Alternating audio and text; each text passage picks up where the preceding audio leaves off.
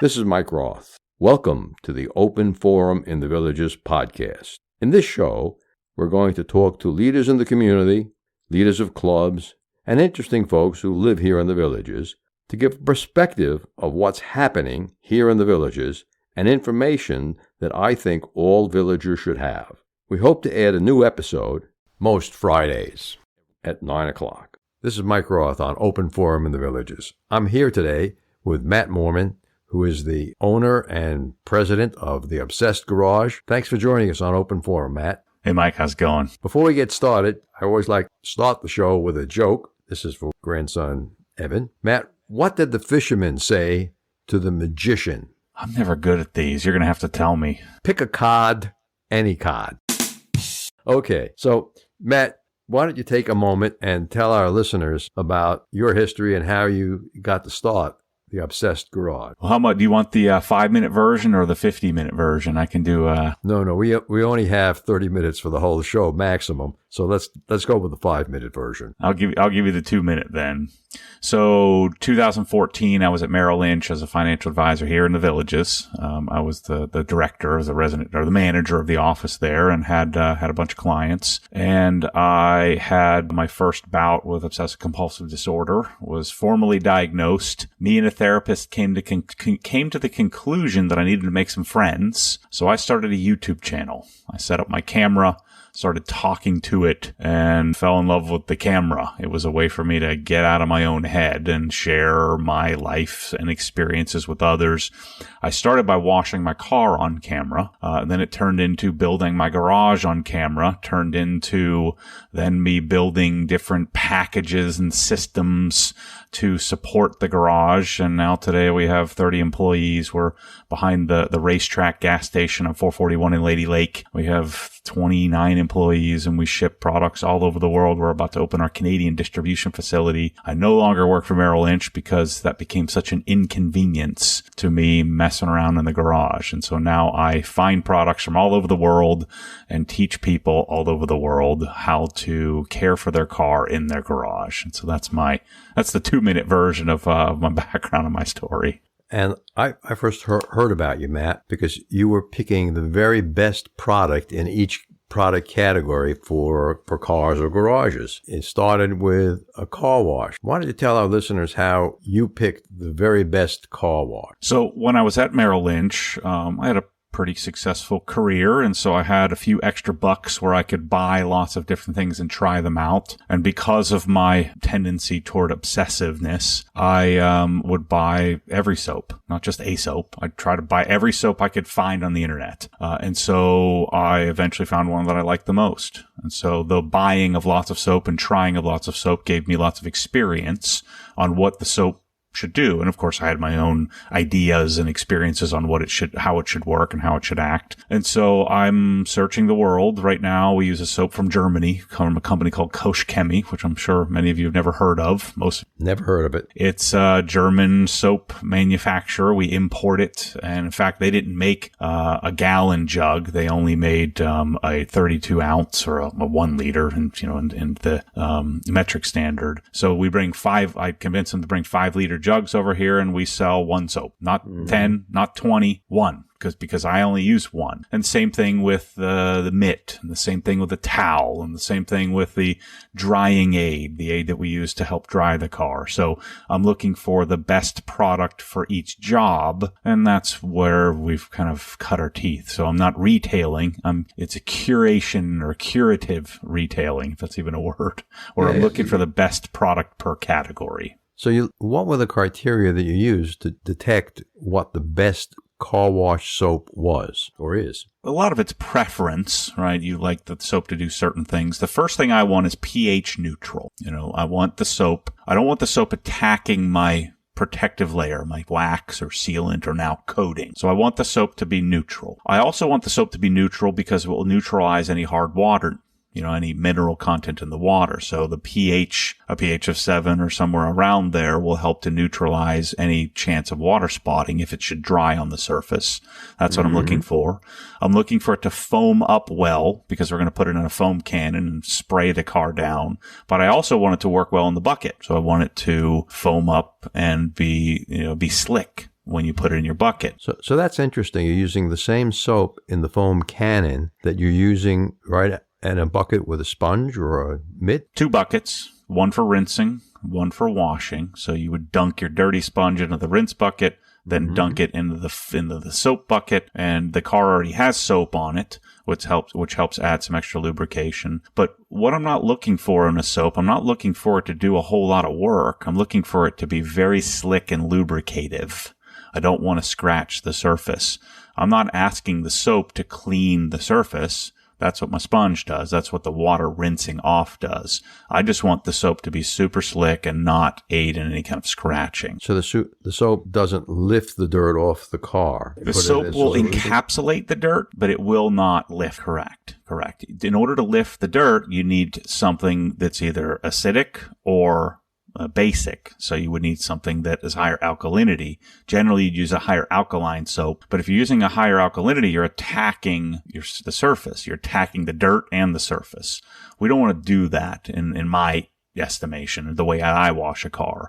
I just want the soap to be lubricating, because the protective layer I have on the surface will ensure that nothing's really stuck, that nothing needs to be dislodged with heavy chemicals. So when you go to a quarter car wash or you go to a drive-through car wash, they're using things that are generally very highly alkaline, a pH of 10 or 11. That alkalinity is great for attacking dirt, but it also attacks your trim, attacks your wiper blades, attacks attacks the wax or the sealant or the coating that's on the surface. So I don't want to do that if I can help it. Plus, if something that's highly alkaline dries on the surface, you could end up with some spotting and stuff like that. Was soap the very first product that you tested, Matt? The very first products I launched was a pressure washer. That was the first one I started retailing. But yeah, car soap and clay bars were probably the most important thing to me originally. This would have been 20 plus years ago when I was looking for. I remember the absorber. It was a chamois. A chamois, of course. Yeah, I remember the used chamois. I have a couple of used chamois in my garage I haven't used in years. Those are scratch machines, right? They're guaranteed to scratch. But back in the day, that was what I was looking for. So I was looking for the best soap, the best chamois I could get. And man, I just thought, if I could have 2 absorbers, this was in my late teens, if I could have 2, one for the clean parts and one for the dirty parts, I thought that would be great. Because absorbers were like $25 or something like that. And eventually I got 2 absorbers, and one was the dirty one and one was the clean one. And so one would do the lower parts and one would do the upper parts. So that was the start of me working toward a proper idea. You would wash from top down, right? So you'd wash from the top of the car, the cleanest part, to the dirtiest part. But the soap was important I needed soap to I started using Dawn, right? So we used Dawn like we all probably did. And then you end up, searching for Meguiar's or Mother's or something like that, Turtle Wax. Yeah. I understood that Dawn takes off the waxes or other protective finishes that you have on the car. Yep. So Dawn is a great stripper. The other problem with Dawn, so Dawn is, Dawn doesn't hurt your hands, right? It keeps your hands nice and soft. Well, it's leaving a residue behind on the surface as well, which we don't want. So although Dawn's good at stripping off things, it also leaves something behind. So it's like a double whammy for washing a car that you don't want.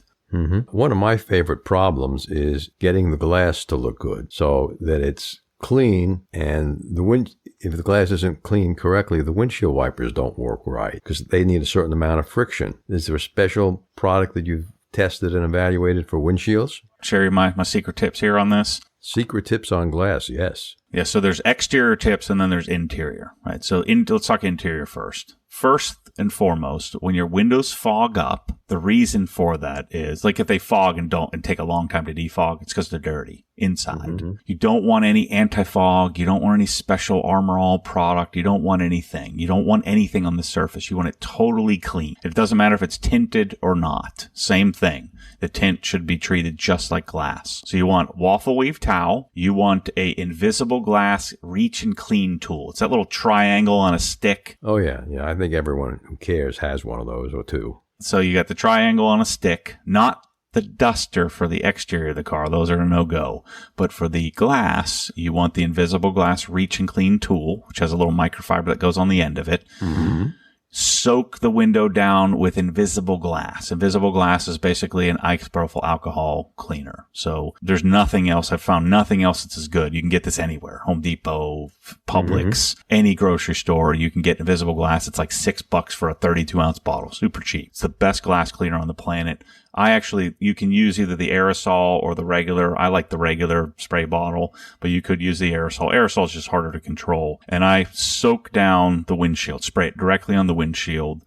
It does get on your dash. So the first thing I do is wipe the dash off, get the alcohol off the dash. It won't hurt it, but you don't want to wipe it off. And then you give it all you got. Every bit of muscle you can put into it with a waffle weave towel. Get in as close as you can, get most of the glass cleaner off, then use the reach and clean tool to get all the edges, all the cracks and crevices, the corners. You're going to go at it with the reach and clean tool to get it perfectly dry. And it'll be perfectly streak free. Do that twice if you have to, if your windows are pretty dirty. But if you do that once every 6 or 7 months, your glass won't fog up. It'll be super clean. You don't add anything to it. Don't put any anti-fog. Don't put anything else on it. Just invisible glass, a waffle weave towel, and the reach and clean tool. That's what you do on the interior. Exterior glass, the windshield. So it also depends on where you're at in the country, right? So if you're near the coast, near the beach, you have issues with salt deposits that kind of build up on the glass over time. So you need to treat that a little bit differently.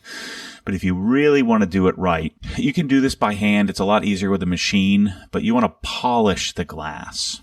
Now, polishing the glass doesn't correct scratches and things like that. You can give up that dream. Once the glass is scratched, you're not fixing. You would have to polish for days and days and days. It's not soft like your paint is. It's silicon dioxide. It's a really dense material. So polishing your glass is just deep cleaning. If you look at glass under a microscope, it's pretty jagged. There's pits and holes. And so what you want to do is you want to clean the surface of the glass really, really well. I use a machine, like a random orbital polisher, to polish it with the same thing you would use on the paint, just to deep clean it. After that, you would then wipe it down with isopropyl alcohol solution. Wipe it with, just get some, IPA from Walgreens.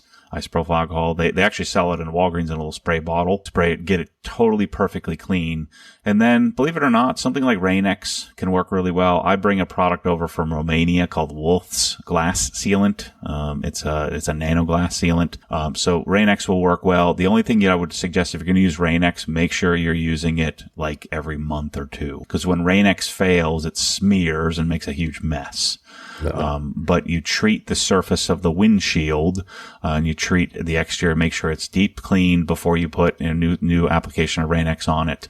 Or come see me and we'll get you some really fancy Romanian, glass sealant. It is better than Rain-X, but it's like $80 a bottle or something like that. So I've seen a blue, like a clay bar for windows. What do you think of that? Yeah, you don't need that. Every one I've ever used that was made for windows specifically, it smears the crap out of the window. So if you are going to clay it, just use the regular clay from the regular paint. The clay for glass is harder, but I've yet to see any of them that were quote unquote dedicated for glass that were anything special. They're usually just harder and harder to work with. Mm-hmm. So I would always use the clay bar that you're using for the paint on the glass.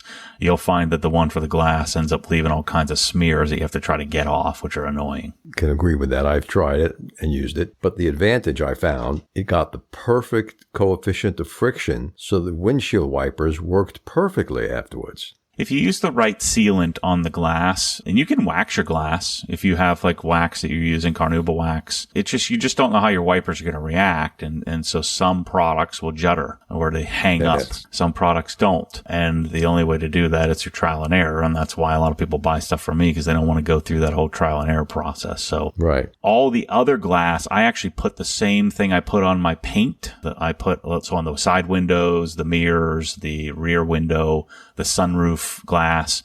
I put the same thing on those windows that I put on my paint. The windshield, I don't, because the windshield has the wipers, right? So it's different. So on the side glass or the roof glass, you would use a silicon dioxide coating? Yep, a ceramic coating. So it's the exact same stuff. I'm a big supporter of G-Technic, is a brand out of the UK. Mm-hmm.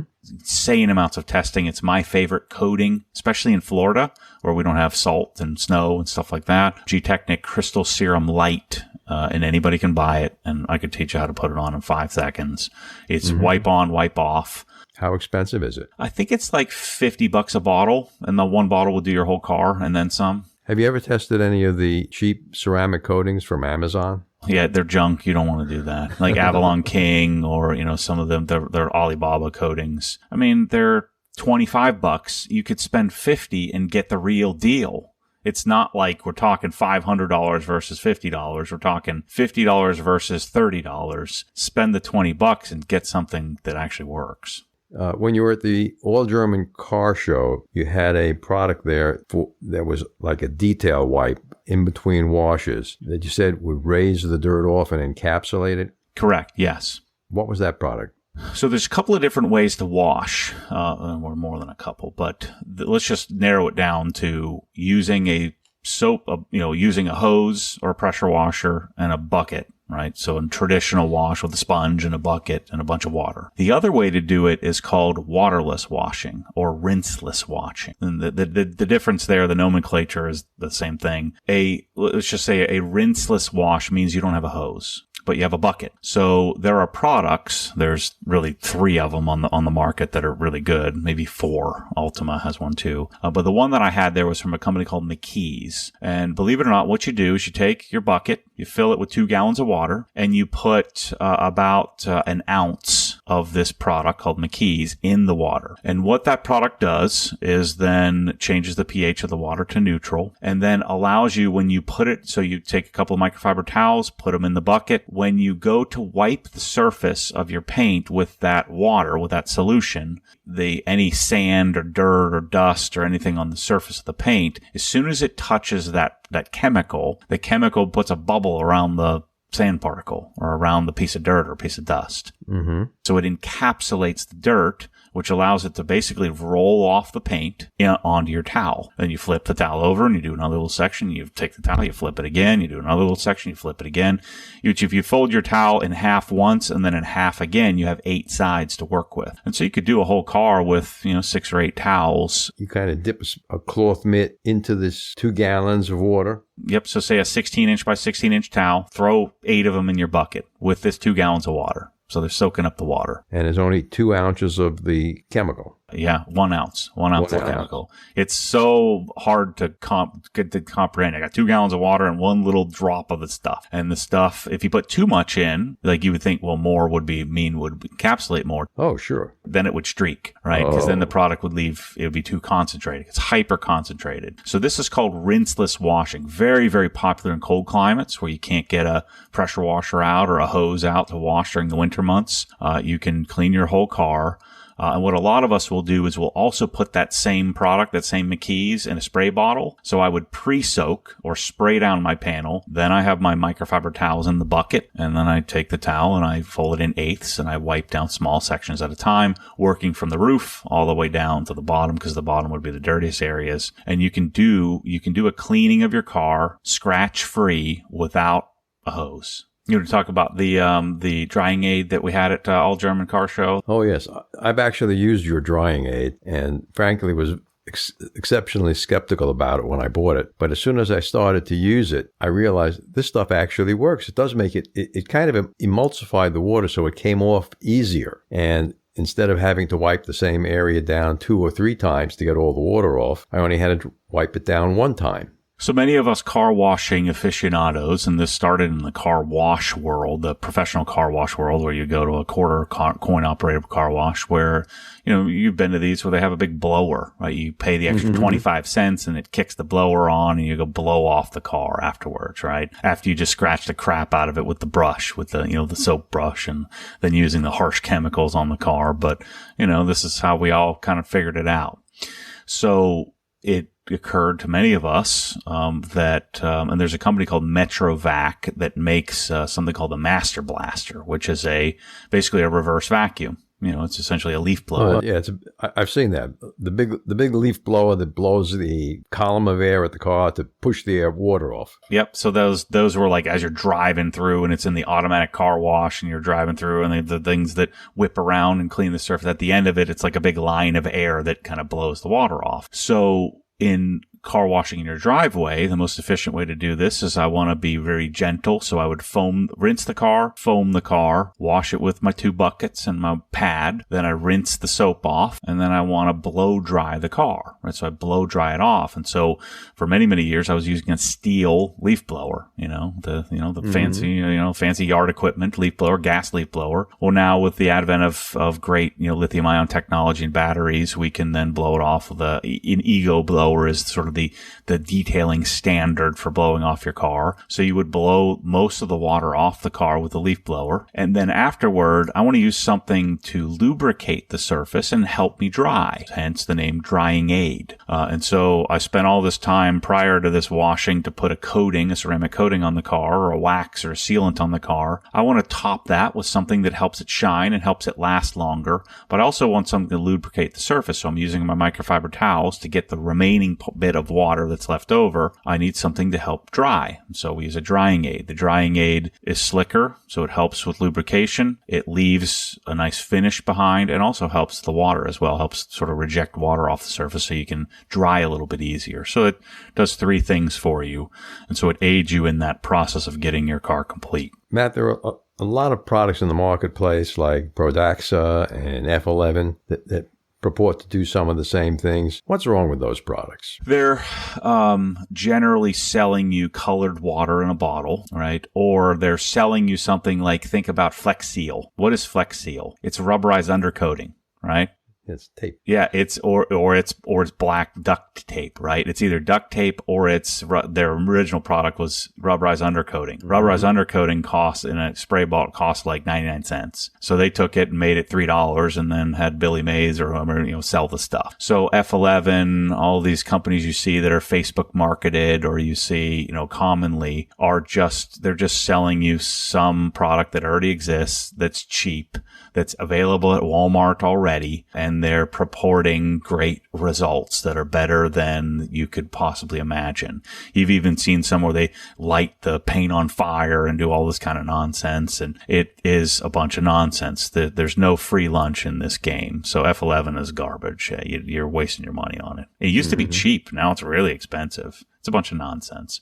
They spent a bunch of money marketing. So they had to sell it for enough margin in order to be able to spend all that money on advertising. But it's junk. It's colored water in a bottle. Give us a comparison. What is the average driveway car washer going to spend for that good car wash, dirt encapsulator, the waterless wash for the times when you don't have time to use a hose? So car washing, if you want to do it my way, right, which is the best way, of course. Of course. It would be, this is ultra high end. So you'd have the best of the best. So you would first start with a car washing package. You need soap. You need, sponges, so you need we use this Incredible pad that we bring over from Germany. It's like $30 or something like that. It's really expensive, but you need several of those. You need, drying aid. Right, so you need the drying aid product we were just talking about. So just the products you need to do the washing is about $500 worth of stuff. And that would last you probably 6 or 8 months. Then you would just add to that, right? You'd buy a gallon of replenishment for $30-$40 once every 6 months or so, right? The other stuff you can use over and over and over again, the spray bottle, the microfiber towel, stuff like that. And so a car washing package is about $500, but then you need a wheel cleaning package as well. So you need all the tools to clean your wheels, because wheels are a whole nother process. So that's another $300 or so. Then you probably want some great buckets. Buckets are $300. Then you probably want to get into pressure washing. Pressure washing starts at about $500. So that way you can do a foam cannon. Then you want an ego blower. Ego blower is about $250. You can see where this is headed, right? Yeah, it's beginning to sound like $2,000 or $3,000. Yeah, to get to the point to where you have everything you'd want for your interior, everything you want for glass, coating. Then if you get into polishing, I think my entire, if you wanted the Matt Moreman Master Collection for detailing, I think it's like $11,000. $11,000. But that includes some expensive power tools. Yeah, that would be for polishing and everything, which many of you aren't going to get into. So for washing, to do it really great with a great pressure washer, about $1,500. Yeah. Okay. And then you would just need to spend maybe $200 or $300 a year to support that, in additive, buying replenishment chemicals and towels and things like that. Now, let me change the direction with you a little bit. We have a lot of people here in the Villages who listen to the show, and I get this question all the time. And it's, I don't know, funny or a sad question, but I get it all the time. The question is, it starts like this. Mike, I can no longer wash my car myself. I need someone to wash the car maybe once a week, twice a month, and I need someone to detail the car. Who would you recommend? Do you have an answer to that question here in the Villages area? There's a real business opportunity for the Villages because there really isn't much. There's not really a great reputable group that does this. I don't know of any company I think there's a real opportunity for someone to go mobile and go door to door and come to your house and do this. There's a few, but nobody that I know. I have a friend here, Rex, who did a lot of cars in the Villages. He's since moved. He's now doing dry ice cleaning to like really sophisticated, like air-cooled Porsches and stuff like that. So it's a tough thing that there is a real opportunity, like I said, for somebody to come in here and figure that out. But to do a proper wash on a car is like $100. To pay someone to come wash your car, it's not $14.99 like Big Dan's down the street here that's going to scratch the crap out of your car. That's the tricky part. At least $100, because it's going to take the guy, 2 hours every time to come there. He's got to travel there. He's got to use all the chemicals. Let's say even if he's charging $20 an hour, he's got $60 worth of gas, wear and tear, chemicals, products, and all that kind of stuff he's got to bring to use. So, you're not getting ripped off if somebody's charging you $100, $125 to come and take care of your car. But in a perfect world, what you would do, especially if you have a really nice car that you spend a lot of money on, like a Mercedes or a BMW or something like that, you'd really want to invest in having the car polished, ceramic coated, then maintained. And so if you're not into it or you're not capable of doing it anymore, this is one of those difficult things where you've got to go, anybody who's any good, they built the shop and you got to go to them, which kind of makes it difficult for you. The best guy in the area, there's one guy in Orlando and then another guy in Tampa, but that's a trek. Well, I like the work that our friend at Total Recon. Oh yeah, that's a good idea. Yeah. He does some pretty good work. Yeah, he's down Total Recon in Leesburg. That's a good suggestion. Yeah. But he won't just wash a car. No. He's doing either, leather repair, paint polishing, ceramic coating, paint protection film. He's doing all the more sophisticated. Yeah. Upholstery repair. Just a plain wash. He sends people down to the Mr. Clean Car Wash. Yeah. One of the things I would suggest is that if you really care about your car, find yourself a nice young guy somewhere in, Villages High School or something like that, offer to pay him, $75, tell him to start watching Obsessed Garage videos, or send him over to me and I'll teach him how to wash a car. Well, that sounds like a business opportunity for you, teaching 17-year-olds how to wash cars. Yeah, imagine, I wish I would have known this when I was 17. I would have made a killing. Be a car detailer making $100,000 a year, taking care of everybody in the Villages. It would have been amazing. Yeah. Right. So, Matt, why don't you tell our listeners how they can get a hold of your company after the show? So again, I don't, as you gathered from this, we don't offer detailing services. We're selling garages and everything that goes in the garage. And so if you Google, you Google search or Bing search Obsessed Garage, you'll see our YouTube channel. I have 300 and something thousand subscribers there. Also on Facebook as well, Obsessed Garage. We have a big following on Instagram as well. I know many of your followings probably not Instagramming every day, but and then our shop is 322 Oak Street. We have people from all over the world come and visit. So 322 Oak Street, Lady Lake, Florida. Do they need an appointment to visit your shop? Nope, we're there 8 to 4:30. You can come by anytime, and it's a warehouse. That's where we're packing and shipping, and we get people visiting 2, 3, 4, 5 people a day from all over the world come and visit. And I've got all these young, talented people that'd be happy to show you. Let's say you wanted to learn how to wash your wheels better. We'll get you all the products you need and point you to the videos that you can go watch. That shows you exactly what towel to use and what procedure to do it. And so we're doing it in a modern way. We don't have a phone number because I'd have people, calling me from all over the world every day. But we are there 8 to 4:30 every single day of the week, every weekday. And I'm usually there shooting some video or cleaning something, fixing something. Okay. Matt, I want to thank you for being on Open Forum in the Villages. And if anyone liked what they heard, stop by Matt's shop if you live here in the Villages. Thanks a lot, Matt. All right. Thank you, guys. Appreciate it. Remember, our next episode will air live Friday at 9 a.m., or should I say pre-recorded, but that's when it'll be released on our regular subscriptions. Bonus subscribers can get early access to episodes. Should you want to become a sponsor of the show, contact me at mikeroth@rothvoice.com. If you know someone that you think should be on the show, send me an email at mike@rothvoice.com. I want to thank everyone for listening to the show. The content of the show is copyright by Roth Voice 2022, all rights reserved.